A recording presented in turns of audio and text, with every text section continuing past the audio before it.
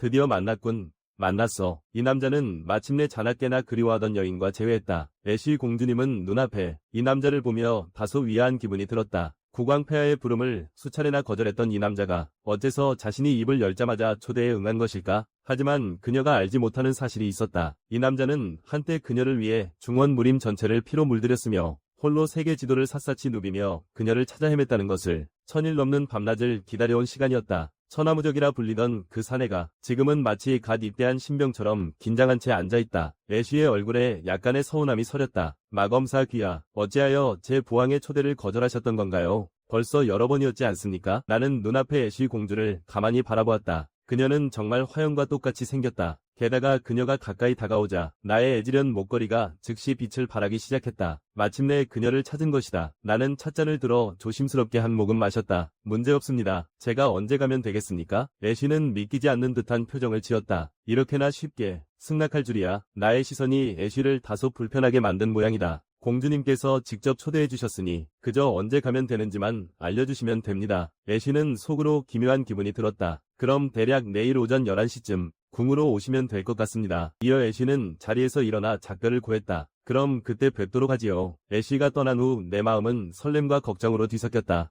그녀는 이제 국왕의 딸이자 이 나라에서 가장 고귀한 신분이다. 나는 깊은 고뇌에 빠졌다. 게다가 그녀는 과거의 일을 전혀 기억하지 못하는 듯했다. 어떻게 해야 그녀에게 더 가까이 다가갈 수 있을까? 심지어 그녀를 아내로 맞이할 수 있을까? 순간 내 눈빛이 확신으로 빛났다. 어쩌면 에드먼드의 도움이 필요할지도 모르겠다. 나의 생각을 들은 에드먼드는 소스라치게 놀랐다. 자네, 제정신인가? 애쉬 공주님은 돌아가신 천의 여왕님의 유일한 혈육이자 장차 왕위를 이을 유일한 적통 계승자이시네. 그런데 아무런 신분도 공적도 없는 자네가 공주님과 혼인하려 하다니. 공주님의 구원자는 다른 나라의 왕자이거나 적어도 명망 높은 귀족 가문이 자제해야만 하네. 에드먼드의 말을 듣고 나는 절로 고개를 숙이며 생각에 잠겼다. 만약 내가 고귀한 지위나 막대한 엄적을 세운다면 공주님을 연모할 자격이 생기겠는가? 무슨 일이 있어도 이 일은 반드시 해내야만 한다. 그때 에드먼드가 다시 나를 가로막았다. 자네, 왕실의 법도는 알고 있는 건가? 그렇게 에드먼드는 나를 도서관으로 데려갔다. 이 책들을 통해 올바른 예법부터 익혀야 하네. 오늘 밤 내가 자네를 철저히 교육하겠네.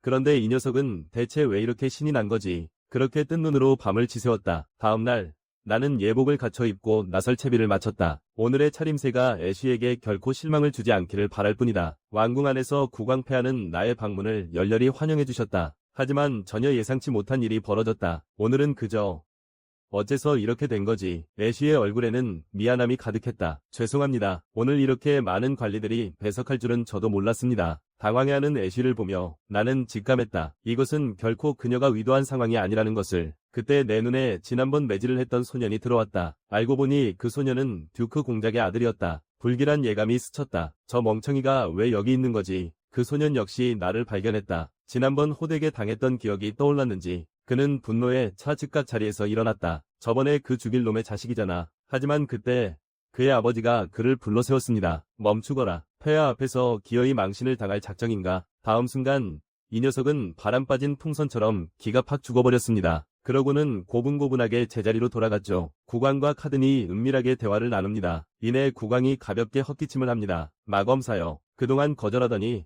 어찌하여 갑자기 과인의 초대를 수락한 것인가? 저는 차근차근 사정을 설명했습니다. 그동안 너무 눈코 뜰 새 없이 바빴사옵니다. 로열 상회의 일손이 워낙 부족한 실정이라서요. 그 중에서도 소신이 가장 바쁜 몸이었나이다. 계속해서 얼음을 만들어내야 했기 때문이지요. 게다가 매일 주문이 끊임없이 밀려드는 바람에 저희가 생산하는 얼음이 없어서 못 팔 정도였사옵니다. 그리하여 오늘에야 비로소 폐하를 뵙게 되었나이다. 국왕계 안색에 기쁜 내색이 비칩니다. 그대들의 얼음과 아이스크림이 아주 불티나게 팔린다고 들었네. 과인을 보러 오지 못한 이유로 충분히 납득이 가는구먼. 나는 내심 쾌재를 불렀습니다. 이 국왕, 인상이 꽤 좋아 보이는데 예전 장인어른이었던 담춘혁보다 훨씬 낫군. 국왕이 말을 이어갑니다. 지난번 과인의 목숨을 구해준 것에 대해 깊이 감사하네. 그 공에 걸맞은 자기를 수여하고자 하노라. 내 그대를 처음 보았을 때부터 그대에게 딱 어울리는 칭호를 하나 생각해 두었지. 이제 그 칭호를 그대에게 하사하려 하노라. 마검사 선생, 이제 앞으로 나오게. 나는 앞으로 나아가 한쪽 무릎을 꿇고 서임을 준비했습니다. 국왕이 손에 든 장검을 뽑아 들었습니다. 나 드레이크 왕국의 국왕 미로바는 엄숙히 선포하노라. 오늘